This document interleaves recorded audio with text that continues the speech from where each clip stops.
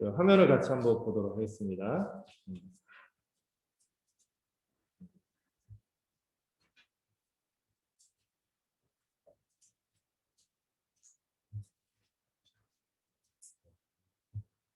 언제쯤 저는 이런 걸 익숙하게 하고 쩔쩔매고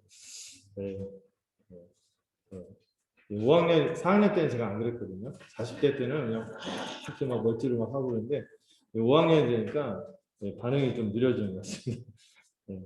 양해해 주시고요.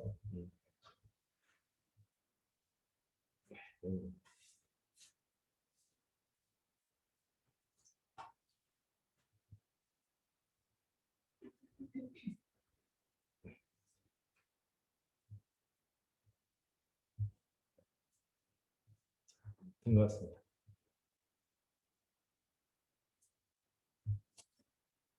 보이시나요? 저런 게 뜨는군요, 여러분들. 이게 함부로 녹취하지 못하도록 이렇게 하나 봐요. 줌에서. 자, 화면이 보이시나요? 네.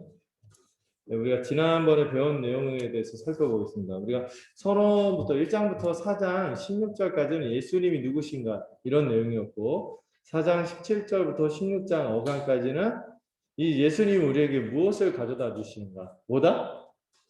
천국, 복음이다라는 것을 살펴보고요. 그 다음 16장부터 끝까지는 그 천국을 어떻게 우리에게 주시는가? 바로 예수님의 십자가 부활 이 사건을 통하여 이 천국을 허락해 주신다는 것을 살펴봤고요. 그래서 이 예수님이 누구신가 이 서론적인 이야기들 거의 끝났고 이제 본격적으로 예수님이 활동하는 내용이 17절부터 이때부터 비로소 하면서 시작이 됩니다. 그리고 그 이전까지 세례 요한의 진술이 되게 중요한데요. 세례 요한의 메시지와 예수님의 메시지는 거의 비슷했어요. 뭐였죠? 회개하라. 천국이 가까웠다. 그래서 이 천국을 예고하는 내용이 세례 요한의 입술을 통해 선포되는데 이 내용들은 그냥 갑자기 세례 요한이 얘기한 것이 아니라 새 언약에서 약속한 세 가지를 응축해서 표현한 것이다. 세 가지가 뭐라고 했어요? 새 언약의 핵심. 메시아가 오실 것이다.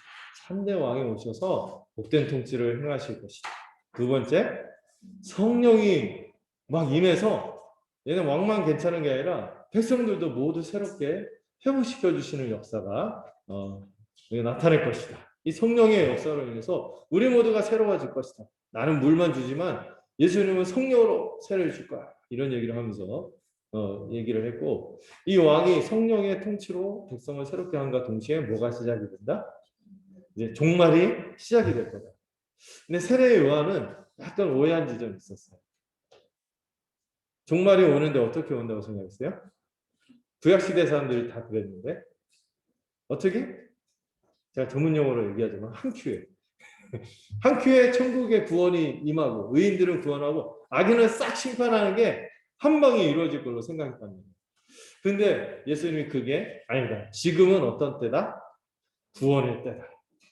그리고 그 역사 속에서 임의와 아직이라는 형태로 천국이 임하고 있다는 것을 말씀을 드렸죠. 그래서 임의와 아직 중에서 제가 여러분들한테 강조하고 싶은 거는 여러분 한국교회는요 아직 완성되지 않았지. 죽어서 가지. 예수님이 다시 오셔야지 가지. 이 생각이 너무 강해요. 그거 말고도 천국에 대해서 여러 가지 오해들이 있죠. 제가 5가지 정도 오해에 대해서 이런 오해가 있고 저런 오해가 있다고 설명을 했는데 이런 오해들을 넘어서서 성경에서는 뭐라고 합니까? 천국이 이미 역사하고 있다. 우리 가운데 있다. 펼쳐지고 있다. 여러분 이거 믿으셔야 돼요. 한국교회의 큰 과제가 이 하나님 나라가 지금 생생하게 현재 있다는 것을 몰라요. 자꾸 죽어서 죽어서 죽음으로 아니면 죽어서 이렇게 하면서 극단적으로 이게 신앙을 오해하는 거죠. 우리가 로마서 12장 이런 말씀을 들어보시는 분은 알겠지만 거룩한 산제사, 살아있는 제사, 죽어서가 아니라 지금 이 하나님의 통치를 받으며 거룩한 산제물로 살아가는 것이 우리의 삶의 내용인데 의미를 너무 몰라요. 이미. 그래서 이 현재 임한 천국이 어떤 것인가? 먼저 현재 이 천국이 어떻게 우리에게 임한다고 했어요? 복음의 선포로 우리 가운데 그리스도가 현존하는 거예요. 복음의 선포로 인해서 예수님이 우리 가운데 생생하게 역사하세요. 여러분, 이 복음의 선포가요, 말로 끝나는 게 아니었습니다. 여러분, 실제로 복음이 선포될 때 어떤 역사가 일어났어요? 사람들이 이 천국 복음을 믿는 자마다 천국의 능력을 힘입었고, 이 복된 이 천국 복음을 믿을 때마다 백배의 축복, 회복과 또 그들이 공동체로 함께 더불어 살아가는 이 아주 이 탁월한 이 복들을 경험하기 시작한 것이죠. 이 회복에는 이 제사, 이 말로 끝나는 것이 아니라 이 복음의 선포로 말미암아 믿는 자에게는 뭐가 부어져요? 성령이 부어지는데, 성령은 막 부어질 수 없어요. 아무한테나 부어질 수 없다고. 성령은 거룩한 영이란 말이에요. 거룩한 영이 임하려면은 그 사람이 어떻게 해야 돼요? 이미 거룩해지고 음이 의로워져야 된다. 근데 우리가 성령을 받을 사람들이야 이거죠. 성령을 받을 수 없는 사람인데, 우리 주님이 성령 덩어리가 되시기도 하고, 그분이 뭘 기반으로 우리에게 성령으로 역사하세요? 장차 십자가에서 달리실 그 공로를 기반으로, 십자가의 은혜를 기반으로 사람들에게 성령의 역사를 막 부어주시는 거예요. 그래서 예수를 믿는 자, 그분의 인격과 그분의 하실 일을 믿는 자들은 이 사심을, 제사함의 권능을 힘입어서 정말 하나님 나라의 그 축복들을 맛볼 수 있게 됩니다. 여러분, 하나님 나라는 아무나 맛볼 수 있는 게 아니에요. 죄인은 맛볼 수 없는 거라고. 근데 예수님이 뭐가 있다? 제사함의 권능이 있었다. 그 부분을 믿기만 하면 그것이 막 적용이 되는 거예요. 이 제사함이 모든 것의 문제의 근원 아닙니까? 이 제사함의 문제가 뭐를 가졌어요? 죄의 문제가 뭐를 가졌어요? 사망을 가져왔죠. 그래서 예수님이 아주 여기 와서 천국의 능력을 이제 앞으로 펼쳐질 텐데, 아주 생생한 능력으로 이 죄가 사해지고 이 죄가 가져온 사망의 형상들을 해결하고 있다는 것을 병을 고칩니다. 온갖 마비되는 것들, 썩어가는 것들, 고통받는 것들을 치유해 주십니다.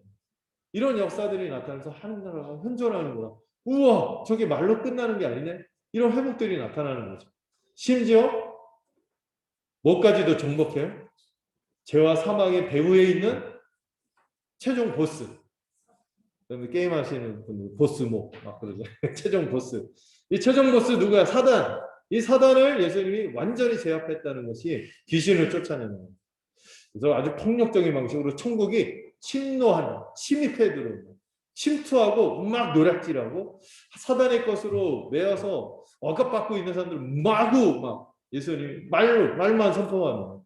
그걸 듣기만 하면 막 천국 백성이 되는 거예요. 사람들도 천국으로 침입 같은 단어죠.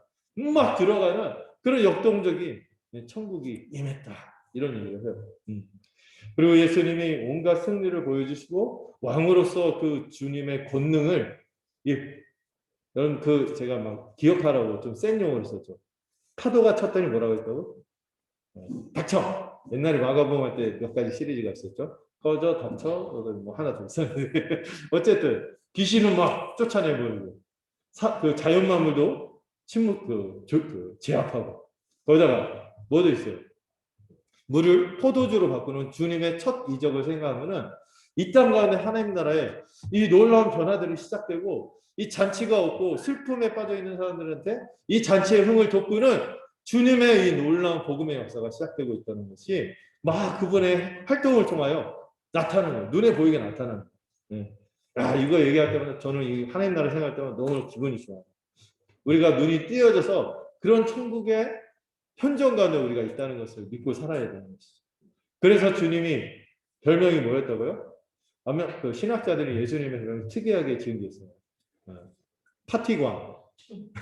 약간 이런데 그 당시 금욕적인 사람들 있잖아요. 자기 의로 하나님께 다가가려고 하고 막 이런 사람들이 볼 때는 예수님은 금욕적이지 않거든요. 막 판티를 열고 왜 금식 안 하냐? 야, 신랑이 함께 있는데 왜 금식해?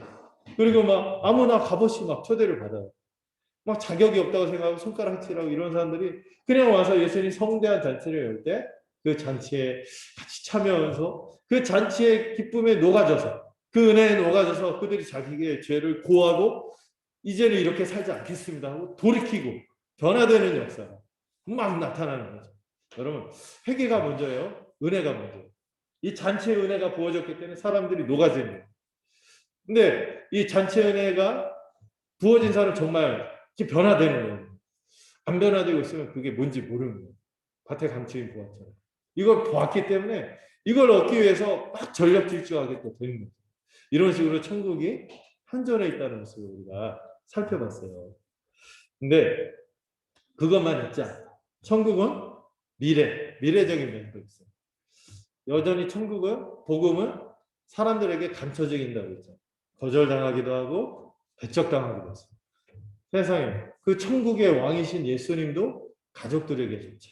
고향 사람들에게도 또 그들의 모든 이 권위와 이런 것들을 내려놓고 왕으로 모셔야 될 그런 지도자들조차도 예수님의 방식을 싫어하고 예수님이 전한 복음을 배척했어요. 십자가의 방식이 싫다는 거죠. 그러나 이렇게 되지만은 이거는 잠시 연기될 뿐입니다. 잠시 연기된 심판이 잠시 연기된 것이죠. 사실 주님이 처음 와서 이렇게 시간이 많이 흐르는 거는 가라지 뽑다가 알곡과 곡식을 해야 할 거예요. 하나님은 계속 참으시는 자기 백성을 계속해서 여전히 구원할 백성들이 많기 때문에 이 기간이 연기되지만 그러나 반드시 뭐가 있다? 끝이 있고 심지어 이 복음을 듣고 그냥 들어온 사람들 중에서도 악인과 의인이 갈라지게 될 것이다. 그물 비유를 보면 우리가 통상 알곡 가라 교회 안에 알곡 가라지 이런 얘기하는데 그건 아니에요. 세상에서 하나님이 자기 백성과 세상 사람들을 그냥 같이 둔다는 게 곡식과 가라지고 그물 비유는 뭐다? 이렇게 복음을 듣고 들어와서 믿는 척하지만 아닌 사람들도 있어. 그런데 그런 사람들도 반드시 최종적으로 분리될 것이다. 심판이 될 것이다. 그러나 천국은 지금 여기 더딘 것 같지만 반드시 어떻게 되고 있다? 점진적으로 역사하고 완성을 향해 가고 있어요. 여러분 그 증거가 누구예요? 우리라니까. 팔레스틴 반대쪽에 한 줌도 안 되는 이런 어떤 그 당시 반체제로 찍혀갖고 종교로 막 해갖고 압살당할 뻔했던 그 사람들이 일을 이렇게 크게 내. 이거는 사람의 능력으로 된 것이 아니라 그 사람이 오늘 보면은 이 제자들의 면면을 보면 그럴 만한 사람들이 아니에요. 말 그대로 뭐가 임한 거예요? 천국이 임했기 때문에. 네, 그런 거죠. 우리가 증거죠. 이 귀한 시간에 한 주간 열심히 사셨잖아요. 아까 비 와서 좀 그렇지만 비만 안 오면 어디가 푹 가고 싶잖아요. 딴 거 하고 싶고 막 더 자고 싶고. 네. 그런데 왜 이 자리에 나옵니까? 이 천국의 능력을 봤기 때문에 그 혜택을 입었기 때문에 우리가 이렇게 함께 하는 것이죠. 더 눈이 열려서 볼 수 있으면 좋겠어요. 자, 그래서 그 천국이 임했기 때문에 예수님이 이제 뭘 시작하는 겁니까? 백성 모집. 천국 백성 모집을 이제 시작하는 거예요. 천국 백성을 부르시고 또 그들을 실제로 변화시키고 그 능력을 변화시키고 고치시는 과정들이 오늘 소개되고 있습니다. 예수님이 지금 이미와 아직 천국이 임한 시점에서 그 천국 백성을 그때도 부르셨고 오늘도 부르세요. 앞으로도 부르실 거예요. 이렇게 부르시는 과정이 나와 있습니다. 자, 예수님이 먼저 보시고 제자를 부르시는데요. 여러분 우리가 주목해야 될 것은요. 이 제자들이요. 우와 괜찮은데? 제가 좀 따라 보겠습니다. 이런 사람들이 아니죠. 예수님 초기 제자들은 누가 컨택했어요? 예수님이 먼저 보시고 주목하시고 나를 따르라 하고 예수님이 선택했다. 여러분 우리가 교회로 다니고 세례받고 정회원이 되고 오늘도 정회원이 되시지만 나의 어떤 선택만 있는 것이 아니에요. 배후에 누가 이런 마음을 돌이켜서 여기 와서 이렇게 교회 새로운 세상의 일원이 되겠다고 작정합니까? 이거는 사람으로서 할 일이 아니에요. 사람으로서 할 수 있는 일이 아니에요. 하나님이 역사하시고 부르셨기에 예수님이 먼저 보시고 부르신 거예요. 여러분도 우리가 세례받고 정회원이 되고 교회가 되는 거는요. 주님이 부르신 거예요. 내가 선택했으니까. 제가 옛날 유년부 사역할 때 맨날 애들 월요일마다 전도했거든요. 학교 전도하면 애들이 막 그래요. 교회 나오다 안 나오는 애들 있어. 막 떡볶이 먹고 영화 보고 막 좋아하고 막 그러다가 어느 날 안 나와. 딱 가서 맨날 왜 안 나오니? 교회 끊었어요. 자기가 선택하고 막 이렇게 한다고 생각하는데 여러분 그런 게 아니죠. 우리는 배후에 있는 은혜의 부르심이 있다는 것을 우리는 인정합니다. 예수님이 먼저 보시고 부르셨어요. 모든 내 제자들이 다 그랬습니다. 자, 그런데 안드레아와 요한은 요한복음을 보면 좀 다르지 않나요? 안드레아와 요한이 안드레 킴 생각하지 마시고. 자, 안드레와 요한이 처음에 누구 제자였죠? 세례 요한의 제자였어요. 그런 흔적이 나요. 세례 요한에. 그러다가 예수님이 세례받고 얼마 안 있을 때 세례 요한이 예수님을 보면서 뭐라고 해요? 보라, 세상 죄를 지고 가는 하나님의 어린 양이로다 하면서 예수님의 제자들이 그 세례 요한의 제자들이 대거 갈아탑니다. 세례 요한이 보내갖고 그 중에 이제 안드레와 요한이 있었어요. 그럼 예수님 먼저 보신 게 아닌데 이거를 이제 조화시켜서 보는 게 뭐냐면은 세례 받고 세례 요한에게서 지목을 받고 우욱 간 거예요. 호기심.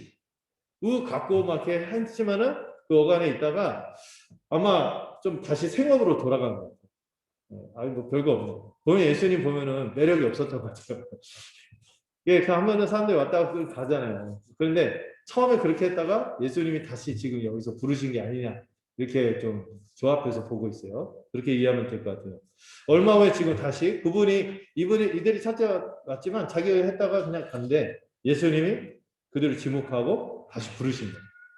제자로.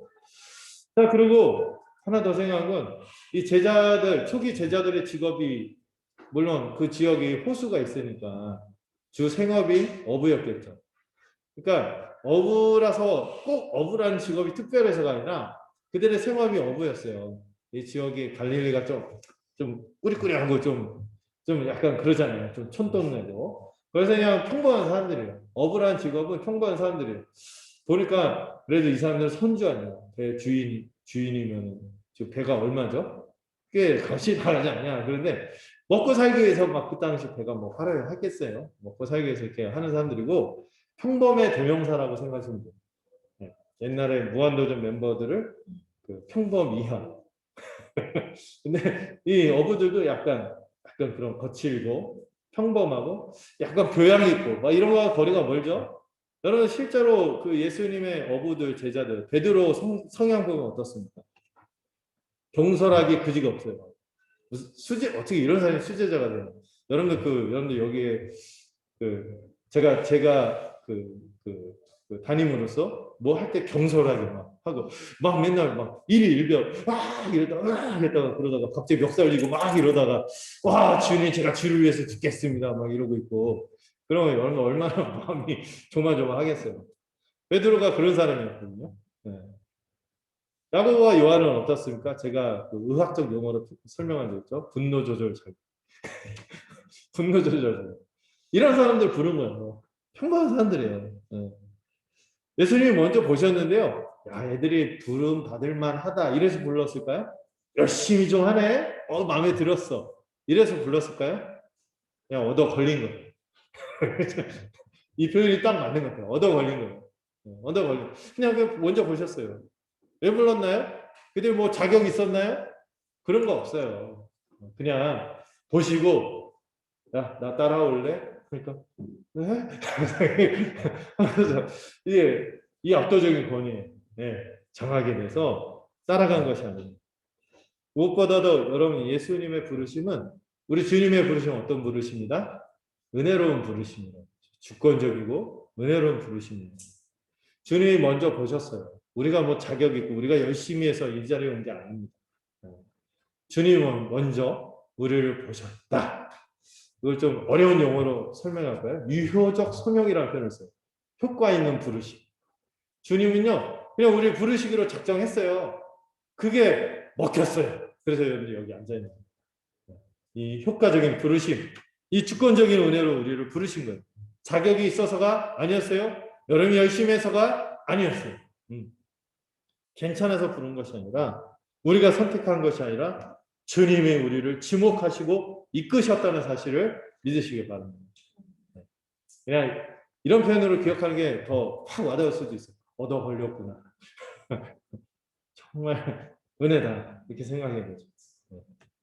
주권적인 은혜를 부르셨다는 것을 우리가 기억하면 좋겠고 두 번째로 이 부르심의 특징이 있습니다. 사람 낚는 업으로 부르셨대요. 사람 낚는 어부.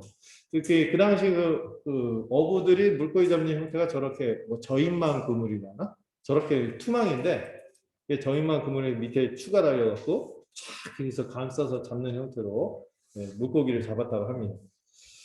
자, 근데 구약에서 이미 사람을 그물로 사람 잡는 어부로 묘사되는 표현들이 있어요. 구약에 보면 에스겔, 아스모스 곳곳에 있는데, 근데 이 구약에서 사람을 그물로 잡는다는 의미는 원래는 어떤 의미? 굉장히 부정적인 의미예요. 하나님이 심판해 갖고 그물로 딱 물고기를 낚아채 갖고 그들이 심판하려고 그물로 낚는다. 오늘날 우리 용어로 보이스 피싱. 피싱 낚는 거죠. 낚아서 부정적인 의미로 막 낚는다는 의미를 심판한다는 의미로 쓰였는데 예수님은요 역발상으로 이것을 긍정적으로 바꾸세요. 이 침노라는 단어도 굉장히 부정적인 폭력적인 단어인데 천국이 강력하게 나타난다 이렇게 약간 역설적으로 한 것처럼 주님은 이런 역사를 잘 쓰시거든요.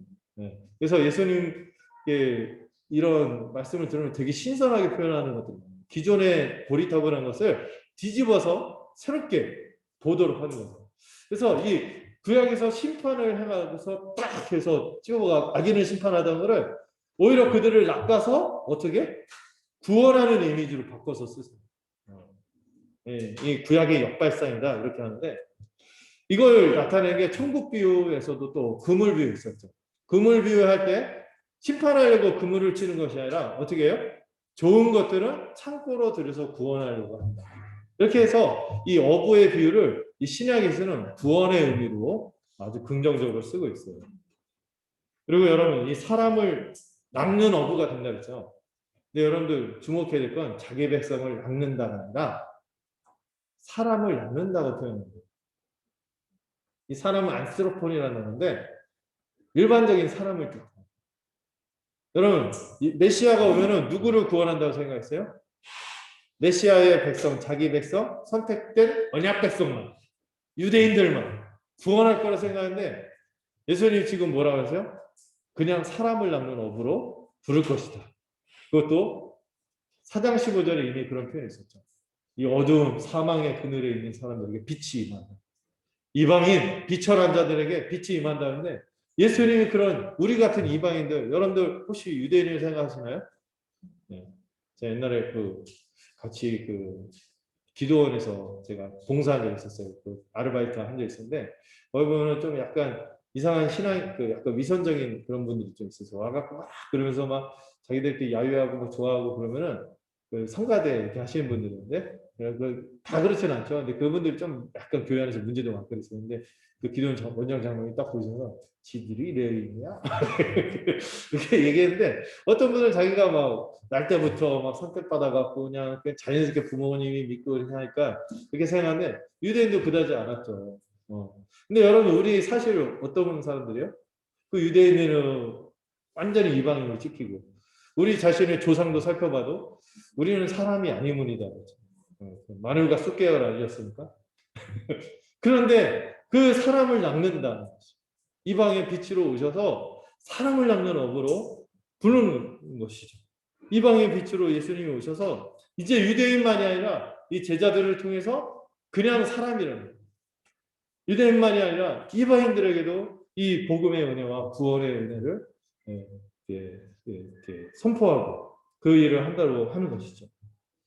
그래서 여러분들 우리가 부름받은 측면 중에 한 측면은 우리가 의미 있는 존재로 부름을 받는 건데 이게 뭐냐면은 천국의 일꾼이 된다. 천국의 어부. 또 새 언약의 일꾼이라고 바울이 얘기도 했어요.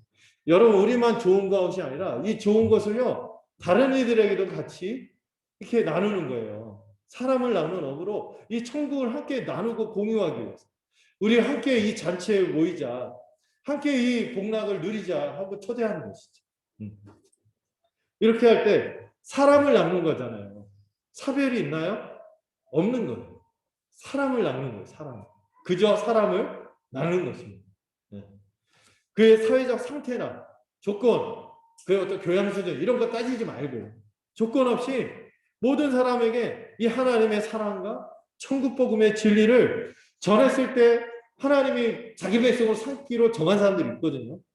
그들에게 성령이 역사하실 거예요. 그들이 그 복음을 받아들이는, 정말 생각지 않은 사람들이 복음을 받아들이고 막 들어오잖아요. 예수님 때 세리, 죄인, 창녀들 이런 것처럼 우리도 막 전하는 거예요. 우리가 믿게 할 수는 없어요. 그러나 스스로 자라는 씨앗처럼 이 복음에는 자체에 뭐가 있어? 생명력, 능력이 있어서 얼마든지 남는 그 능력이 있다는 것입니다. 이런 사람들을 위해서 찾아 나서야 하는 것이죠. 제가 한때 교회 성장 운동 이런 거에 관심이 많았어요. 목적이 이끄는 삶, 리거렌, 빌 하이베스, 뭐 굉장히 잘 나가는 크리스탈 교회 막 이런데 그 자료들을 서베이해서 교회에서 발제하고 큰 교회였으니까 청년부에서 좀 자리해갖고 체크해서 발제하고 교회는 이렇게 해야 합니다 하면서 할 때 이 교회 성장 이론 중에 중요한 게 뭐가 있냐면은 동질 집단의 원리라는 게 있어요. 교회가 잘 되려면은 비슷한 사람들끼리 모여 있어야 됩니다. 자기자기끼리 문화 코드도 비슷하고 좋아하는 음악도 비슷하고 그래서 어떤 세대 분석을 하는 거죠. 그 지역의 어떤 지역 수준, 계층 수준, 어떤 재화의 수준이라든지 문화 수준 이런 걸 분석해서 그런 사람으로만 묶어서 거기에 맞는 마케팅을 하고 교회를 소개해야지 교회가 성장한다. 동질 집단의 원리라고 해서 막 이렇게 하는 거죠. 끼리끼리 있어야지 잘 된다 이런 얘기를 하는 거죠. 이상하지 않아요? 성경에서 말하는 건가요? 근데 우리가 은근 교회가 그렇게 가면은 교회의 중요한 특징이 무너지는 거죠. 여러분 우리 교회의 4가지 특징이 기억나나요? 사통, 보가 뭐예요?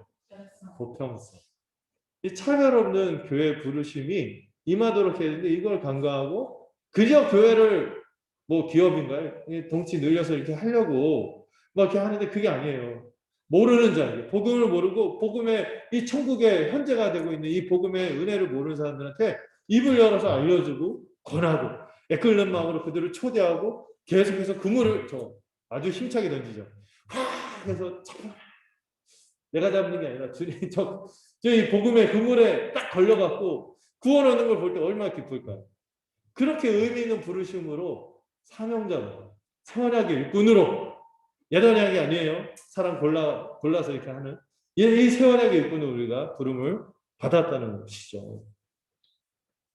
그래서 우리가 주의 일을 감당하고 전도 막 이런 거 할 때 선교 이게 교회 사명이잖아요. 이거 할 때 어떤 방법이 중요한 게 아니에요. 미끼를 누가 물 것인가, 동질 짓다, 이렇게 해서 해야겠다. 막히는 마케팅에 이게 중요한 게 아니에요.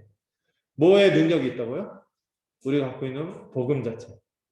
우리가 갖고 있는 복음 자체의 능력이 있기 때문에 어떻게 전해야 된다고요? 바울이 얘기하죠. 때를 얻든지 못 얻든지 그렇게 전하면 되는 거예요. 저는 그 말을 참 좋아해요. 이영 목사님 말씀하신 건데 우리가 믿게 할 수는 없다. 그러나 그들이 알아듣게끔은 전하자. 분명하게 복음이 무엇인지를 전모를 잘 전하자. 믿게 할 수는 없어요. 믿게 하는 건 누구의 역사예요? 하나님의 역사이거든요. 근데 누가 하나님의 역사인지 몰라요. 그러니까 우리는 그냥 막 그물을 던지는 거예요. 던지는 거예요. 안 잡힐 것 같나요? 그냥 막연한 마음으로 던졌더니 153마리잖아요. 안 잡혀도. 뭐 그런 역사가 있는 거죠. 그래서 어떤 목사님이 이렇게 풍자한 적이 있어요. 우리는 사람을 낚는 어부인가 수족관 지킴이인가. 수족관 지킴이 이 말이 아유 통렬하다. 왜냐면 우리끼리 이게 해갖고 수족관 이렇게 관리하고 그냥 자기들끼리 문화 이렇게 하고 여기만 만족하지.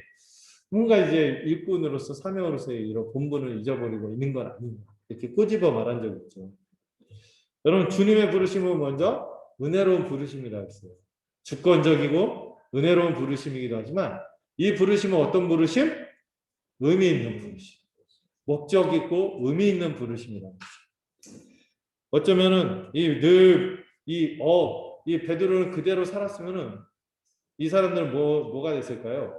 잘해봐야 협동조합장? 뭐 그 정도 살았겠죠. 그런 사람들한테 이 무의미한 일상에 안주하는 이런 사람들을 흔들어갖고 그럼 우리들을 흔들어서 이 천국 위대한 이 복음의 일꾼으로 우리를 삼으셨다는 사실을 기억하시기 바랍니다. 세 번째로 예수님은 우리를 부르실 때 결단을 요구하셨어요. 결단을 요구하며 부르셨습니다. 예수님의 부르심은요, 왕의 부르심입니다. 왕으로서 부르신 거예요. 여러분, 그 무슨 동호회 회장이 우리 클럽 좀 가입해줘, 여기 사인해, 뭐 이런 게 아니란 말이에요. 네. 교회에 이렇게 다니는 거를 그렇게 생각하는 분들이 있어요. 아, 여기 이런 옵션이 좋은데, 이런 어떤 주차장이 있게 하고, 식당 이런 시설을 있고, 여기 사람들이 조금 같이 어울리면 하는데, 이런 게 아니라고, 복음으로서 주님이 우리를 부르시는 거예요. 왕의 권위로. 나를 따르라! 여기에는 헌신 아니면은 거절과 배척밖에 없어요. 중간은 어디가 없단 말이에요.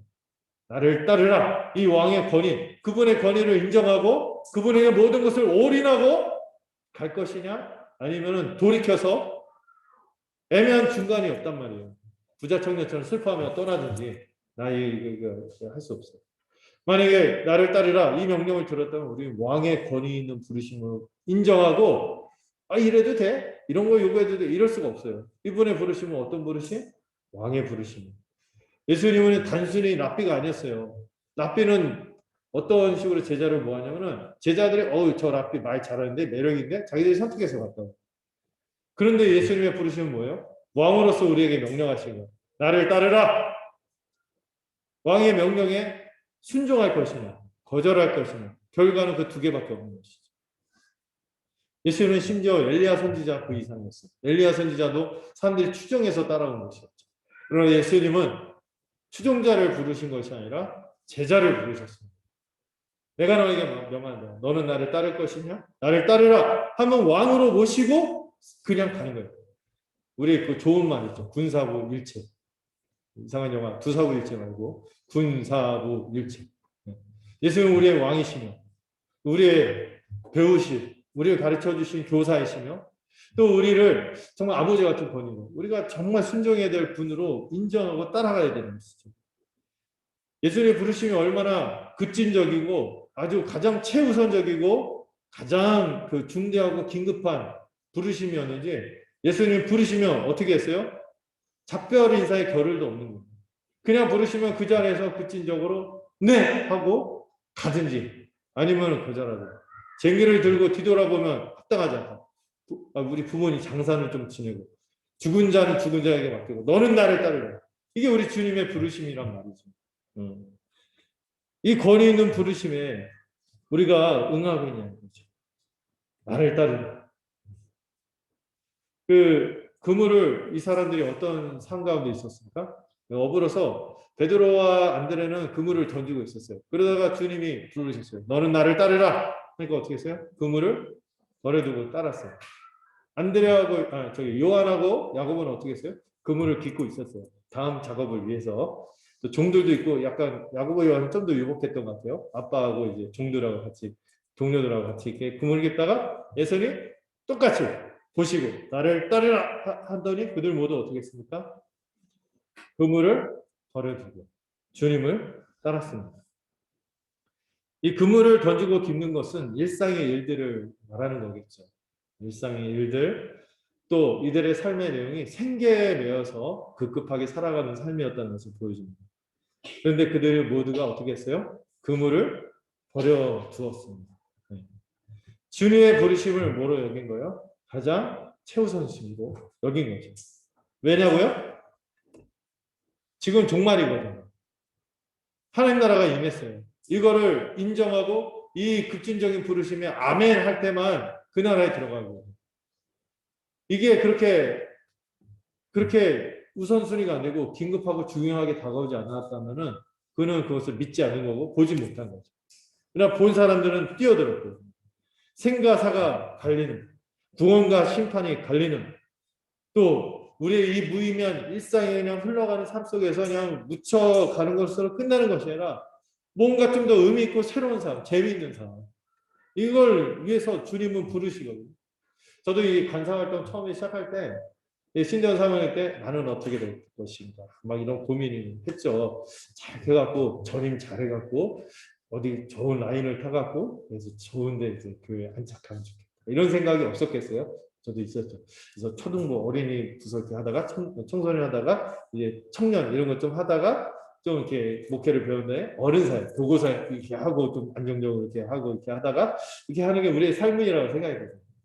근데 그게 맞나 하는 고민이 있어서 그 이용 목사한테 고민을 얘기했죠. 제가 이렇게 하는데 사실 제가 좀 스펙도 좀 그렇고 별 보잘것없지 않습니까? 참 고민이 됩니다 했더니 한심스러운 눈빛으로 보더니 그렇게 살면 재미있겠어? 한마디 딱 하는데 그날 감을 못 잡거든요.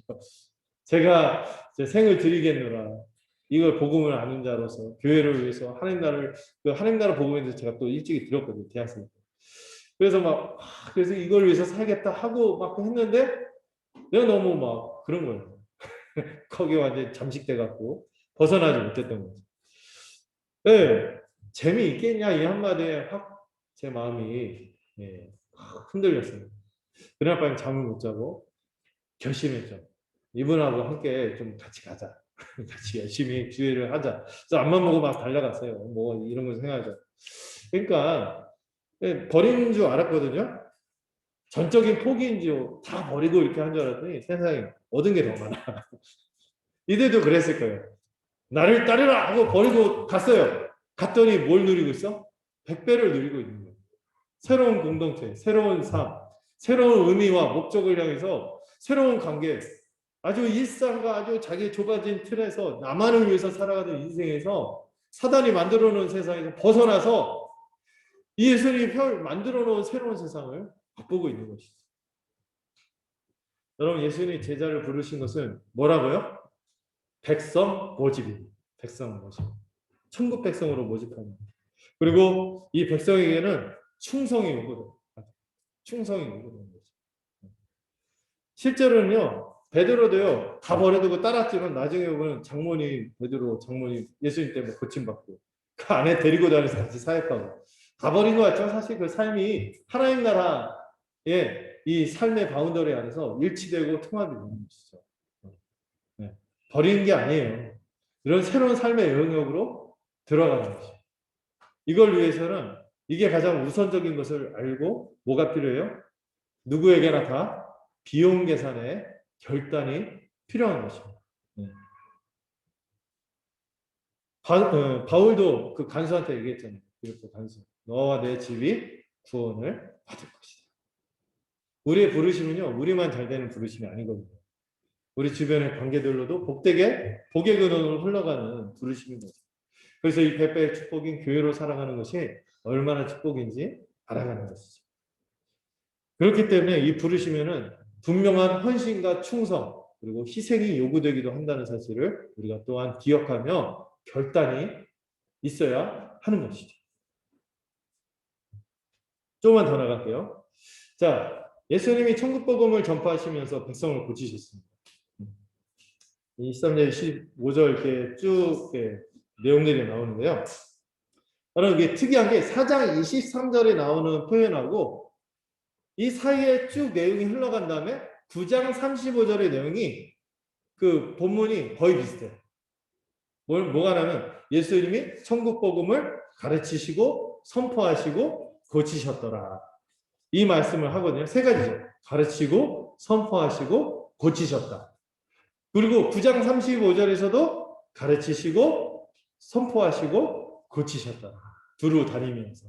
이런 표현을 꼭 똑같이 써요. 이게 그 어떤 이때부터 비로소처럼 어떤 문학적으로 어떤 사인을 주는 거거든요. 이 사이에 뭐가 있냐면은 예수님이 가르치고 선포하셨다 했죠.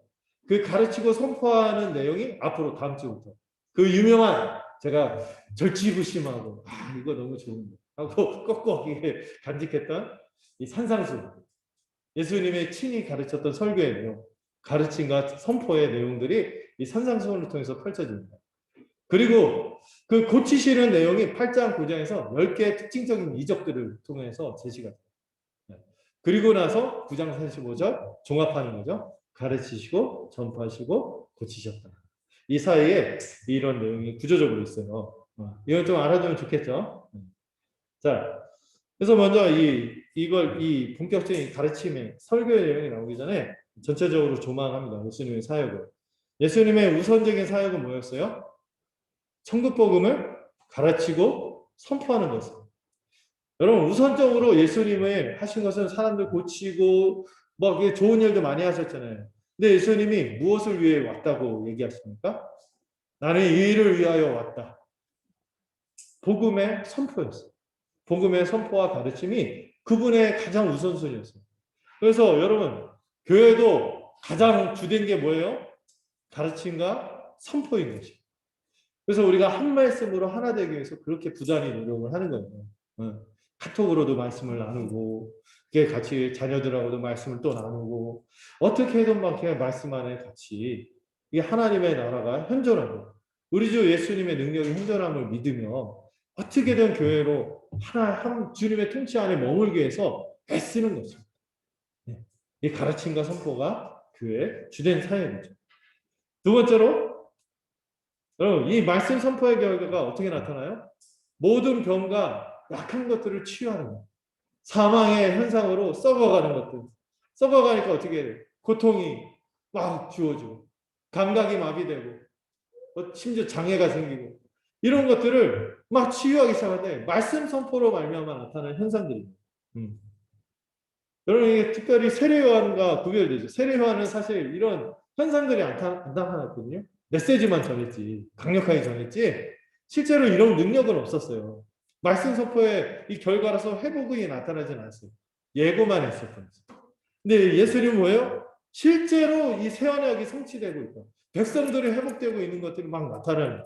여러분 말씀을 믿으세요. 회복이 나타날 거예요.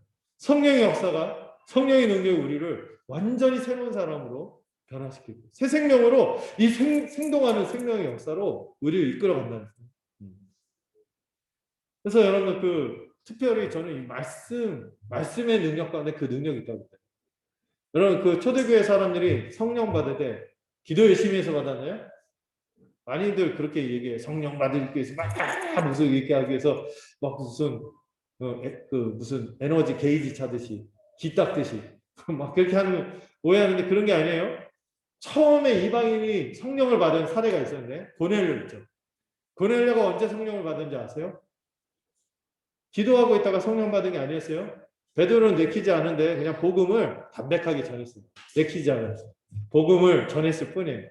복음을 전했는데 그 복음이 역사해갖고 그 들은 심령이 박혀갖고 성령이 그 사람들을 뒤집어 놓으니까 갑자기 방언이 터지는 거예요. 하나님의 큰일을 같이 고백하면서 아멘하고 하나님의 백성이 되는. 예. 이 죽은 자와 같은 이방인이 새로운 하나님의 백성이 되는 역사가 나타나는 것이죠. 오늘 본문에 보면 모든 앓는 자, 각종 병의 고통, 귀신, 간질. 귀신하고 간질을 구분하는 건 그 당시에는 좀 이례적이었죠. 옛날에 간질, 무슨 전이라고 하나? 무슨 전증이라고 하는데? 어쨌든, 중요한 게 아니죠. 이 간질, 이런 것들은 무조건 귀신이나 이렇게 했는데, 성경은 이렇게 구분을 합니다. 그리고 중풍병자를 치유해요. 이게 다 어떤 모습들이죠? 죄와 사망 안에서 신음하는 이 고통 가운데 있는 모습인데 이거를 다 천국의 현존으로 회복하고 있는 거죠. 전인이 회복이 됩니다. 여러분, 우리의 복음은요, 우리의 전인을 회복하는 능력이 있다고 믿으시기 바랍니다. 네. 여러분, 진짜 이 복음의 능력 막 할 때 실제로 어떤 분은 병고침을 입기도 하잖아요. 그게 일괄적으로 보편적인 일은 아니지만 근데 이거보다 저는 더 중요한 게 있어요. 어떤 마음에 묵은 것들이 풀려나가기도 하고, 정신적으로 막 했던 것들도 완전히 자유해지고, 정말 예수 믿는 분들 중에서 그런 간증하는 걸 많이 봤거든요. 그동안 맨날 염려와 불안 속에서 불면증, 그리고 이 마음의 불안을 이기지 못하고 그랬는데, 이 복음을 알게 되었을 때, 여기서 해방되었다는 간증들을 많이 들었거든요.